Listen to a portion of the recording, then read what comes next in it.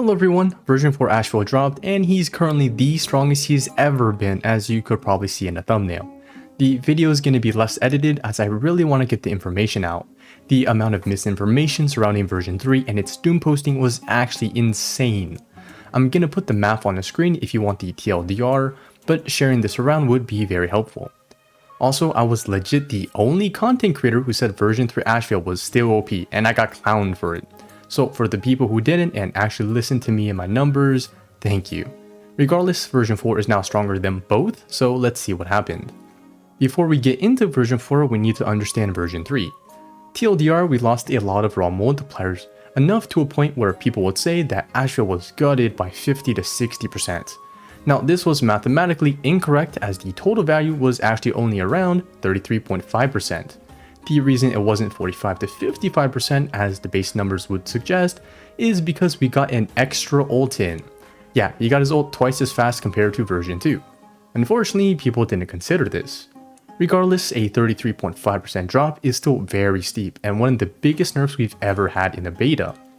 But what people didn't realize is that Ashveil also got 3 low-key buffs: Trace 2, Base Attack, and the Lightcone. With this alone, this quite literally counteracted all the nerfs and had him have the same damage output as pre-nerf. But again, people glossed over this fact and didn't even try to look at my math. Moving on to version 4 though, we got a Lightcone buff which I'll cover later. But what's important now is that he gets 2 Gluttony stacks per follow-up, and this is freaking insane. Now what happened prior in version 3 is that Ashveil ult only got 2 additional hits because he'd only reach 8 Gluttony stacks, so 400 base, 200 follow-up, and 400 additional damage for a total of 1000% multiplier for his ult. But post version 4, because he gets 2 Gluttony stacks now, he's actually getting 4 more stacks in a rotation. This translates to 40% more damage bonus, but not only that, we're now hitting all 12 Gluttony stacks in a single rotation instead of 8. Thus another extra hit. Now combining all the factors I've mentioned earlier, we now get what I put in the thumbnail. We're now dealing 20% more damage than pre-nerf Ashveil, who was already completely broken. So yeah, that's pretty insane. To throw in some reference, Ashveil at baseline now has higher multipliers than Anaxa. Not to mention he has much higher buffs. This guy, as I said in my previous video, was Evernight tier, but I guess with these changes, he's going back to Thanos tier. Moving on, I want to talk about why performance-wise, it may have not matched up to what I said. Version 3 gameplay has been out, but his performance was clearly worse. Well, that's because of 2 reasons. Firstly, he simply does not have teammates who can currently enable him to his full potential. Now this is because the assumption of my math, which is that Ashveil can do 2-turn ults. However, at the moment, to reach 2-turn ult status, we actually need 9 ally hits. I'm not going to include kills or enemy hits as we don't need extra variables. So when you saw version 3 gameplay, it probably was a hyper carry comp with Sunday and Dan Heng, which generates hardly any energy for his talent. So because we don't hit that 2-turn ult, it was a big damage loss, which is no wonder why the performance was so much worse. However, there were also follow-up showcases which performed okay. I saw a hyper carry Ashveil with Tribby and Cypher. However, the issue with this team is that Ashveil's disgusting buffs can't really be utilized by Cypher and Tribby, as they don't output main DPS levels of damage. And there was also Feixiao variants. The issue with Feixiao at the moment is that while she is strong, everyone else is just simply stronger. So let me show you by comparing Ashveil with Feixiao. Looking at solo raw stats, Ashveil has more attack, crit damage, damage bonus, and now even vulnerability. Not to mention how this sub DPS has higher multipliers than Feixiao at the moment. So yeah, it's a bit of a feels bad man. The second reason why he performed worse is because of self buffs and the multiplier nerfs. When you have immense multipliers but no buffs such as Acheron, your damage is bricked. When you have insane self buffs but no multipliers like Jingliu, your damage is bricked. Ashveil, however, had some of the highest self vamps in the game plus the highest multipliers. Now, because version 1 and 2 Ashveil had such insane multipliers, his hypercarry version was OP as hell. But moving to version 3, he transitioned into having the high self buffs in the game, plus great multipliers. Now, this impacts how well he works with certain supports. On the screen, I've put version 3 Ashveil and the damage increase he gets from certain supports. As you can see, the fact that Cypher and Tribby out-amp Robin, which shouldn't happen by the way, shows how oversaturated he is. So when the hypercarry showcases are used Sunday, it's no wonder why he didn't do that well. All that to say, his main DPS potential was lessened. But this has its own trade-off. Instead, he's now a great sub DPS or when he doesn't get much support. Because he has all the buffs you would ever want, he won't suffer too much if you decide to go a single target support like Sunday and amp up a Feixiao.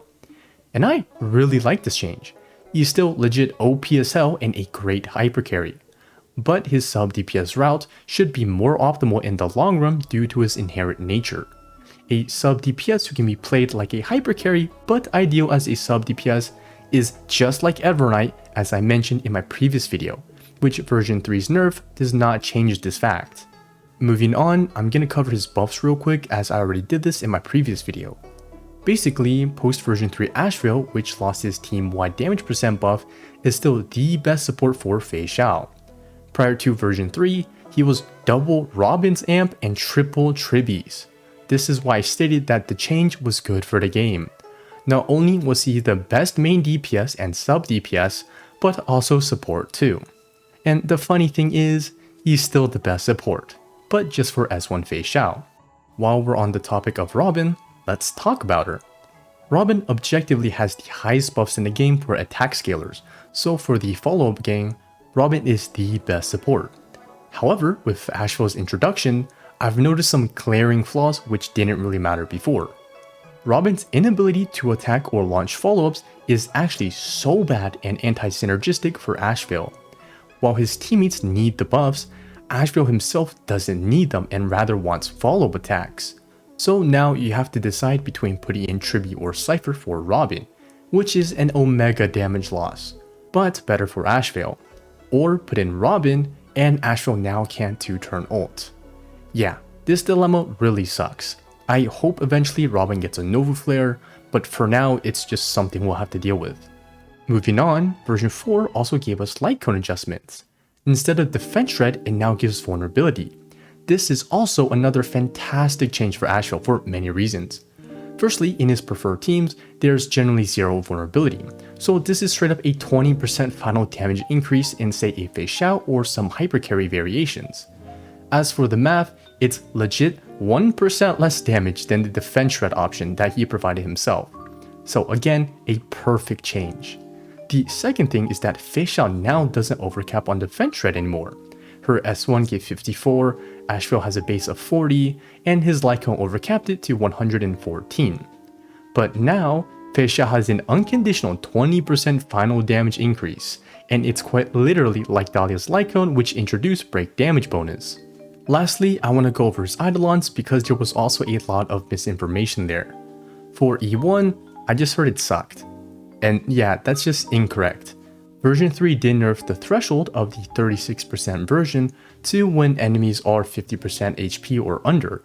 The reason why this is not a bad change is because it's quite literally on par with other top tier supports or sub DPS E1s.